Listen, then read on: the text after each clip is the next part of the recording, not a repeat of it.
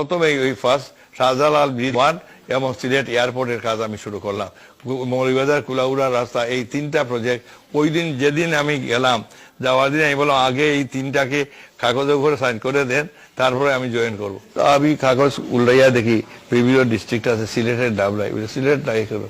আমি বললাম বেগম জিয়াকে, প্রধানমন্ত্রীকে বললাম সব ডিস্ট্রিক্টের নাম দেখি, কিন্তু আমার ডিস্ট্রিক্ট 1 কোটি লোকের বেশি, সেখানে ইঞ্জিনিয়ারিং ইউনিভার্সিটি নাই কেন? তখন সেক্রেটারি সাহেবরা তখন তারা বলে, ম্যাডাম ওনার তো ইঞ্জিনিয়ারিং কলেজই নাই, ইউনিভার্সিটি পাইবে কোথার থেকে?